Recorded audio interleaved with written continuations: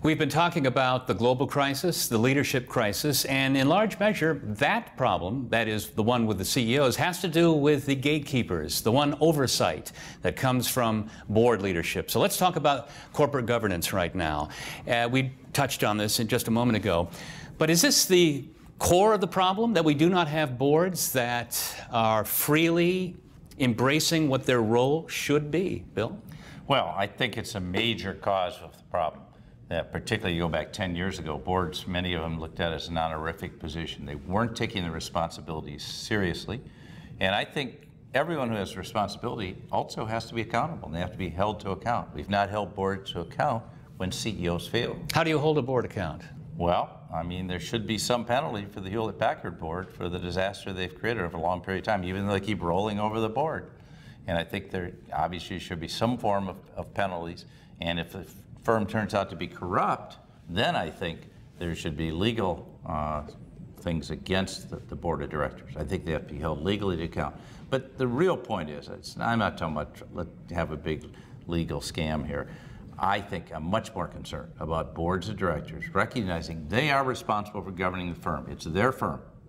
And they represent the shareholders, they represent the company, they represent the whole history, the culture, the mission, and the values. If they don't uphold all those things, then they have failed. And so if you're not prepared to step up to that, you shouldn't join a corporate board. Robert, are we seeing boards measure up to that responsibility? Is this part of the change that's taking place that you find encouraging? In some cases, yes, but I'm largely disappointed on the whole at a global level. I believe we do need to urgently re-examine the governance model. I believe it's broken, it's indefensible. And by that I mean the role of a board, and particularly the leadership of a board, is to value add. It's not there to be simply a gatekeeper. And for too many boards, they are far too servile to the executive management. And I'd like to see chairpersons be far more interventionist in the board meetings. Board meetings are too mechanistic.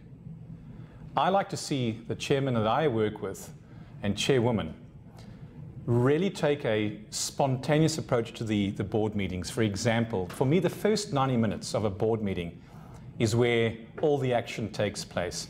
The executives should not know what the chairperson or the lead directors or the various heads of subcommittees are going to ask. In other words, I want to see an end. I want to see premeditated board packs jettisoned. Executive lines of business heads should be able to walk into a board knowing their business, and it should be a very difficult conversation. Or not so difficult, but it should be a little bit of spice in that first 90 minutes where you find both the board and the executive are developing. Boards need to develop. They also need to have metrics. You were asking Bill earlier, how do they pay the penalty or where do they take the potential clip? Well, there should be metrics for directors. They should be measured in terms of the value add that they are ought to bring, individually and collectively. But the leadership at board level is underwhelming, and there is a focus area. Then we need to simplify the way boards work, i.e., as I said earlier, you don't have to always have 2-3-day board meetings or one-day board meetings. That first 90 minutes provides the board with an incredible opportunity to understand what is at essence in the organization for that particular quarter.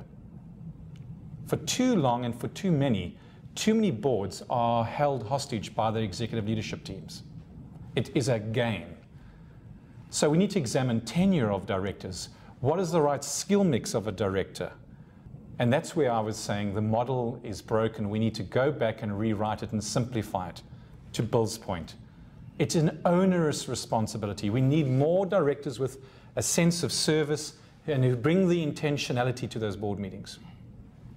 How is the charter then rewritten? How do you affect this change? Well, if you look at where boards spend their time, because of all the ministerial duties, all the regulations, they're spending all their time on the things that aren't very important. What Robert's talking about is they should spend their time on leadership issues, on strategic issues, on major problems the company face, and on risk issues.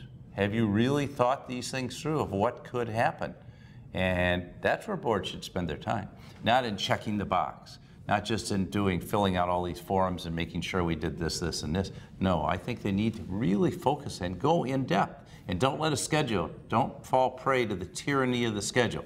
Yes, the chair of the board or the board leader needs to negotiate that schedule with the CEO, but don't fall prey to say, well, we've got 40 minutes set aside for this. If you may be getting into a really important issue, then you just need to keep discussing it. And you need to engage the entire board in this. Boards have a real problem with time. I mean, they have very little time to vote. They're gone 60 days on average until the next board meeting. They ought to be engaged in between board meetings.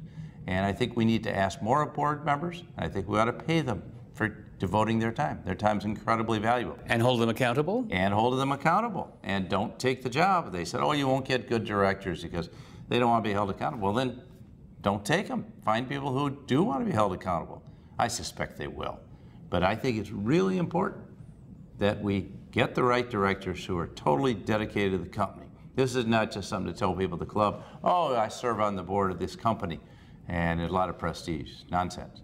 It's a lot of time, dedication, energy, and real skill of knowing not to cross over that line between governance and management. And I think that line needs to be clear. It's a bright line, but you know, the role of governance was greatly weakened in the 90s, and now it's being strengthened again, but in some ways the wrong ways. The leader of the board needs to, like Robert's saying, he needs to be interventional in making sure that we're focusing on the right issues and going in depth. Sounds like the most expedient way to affect some of these changes is to pick the right chair, because that's the leader of the board and therefore the one who has the most influence. It's as important as the chief executive officer. And to Bill's point, that wonderful overlay of the fine line between governance and management. And my view is if management have demonstrated, particularly where you have that 90 minutes of open dialogue and inquisitorial dialogue by the board with management, if management is showing signs of incompetence or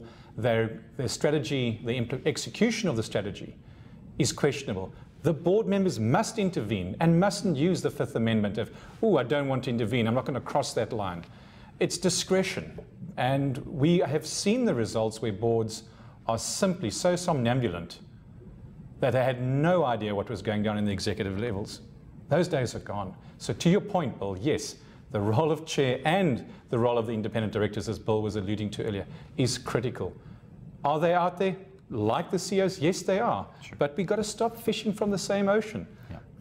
But it's not just the board chair. If Robert's the chair and I'm a member of the board, I have a very significant obligation. And if I'm unhappy with something, I shouldn't just turn my attention to other things. I should call Robert up. What do you think? Are you concerned? Here's what I'm seeing. I'm seeing this tendency to take a lot of shortcuts to make the numbers. And I'm concerned. I don't see the investment in innovation. You have to have the right climate, though, for an individual member to feel free to speak up and bring up such things. Well, Robert should insist that we have the right climate. If he's the chair of the board, you don't put me down for raising a question that may seem awkward.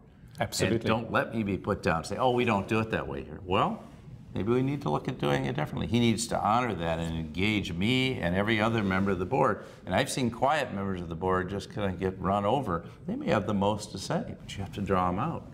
I think that's essential. I tried to do as board chair, try to draw out every member of the board and get them engaged, because they wouldn't be there unless they had something to offer. Well, for us to have good CEOs and good members of the board, we need good business schools. That will be the focus of our conversation in just a moment.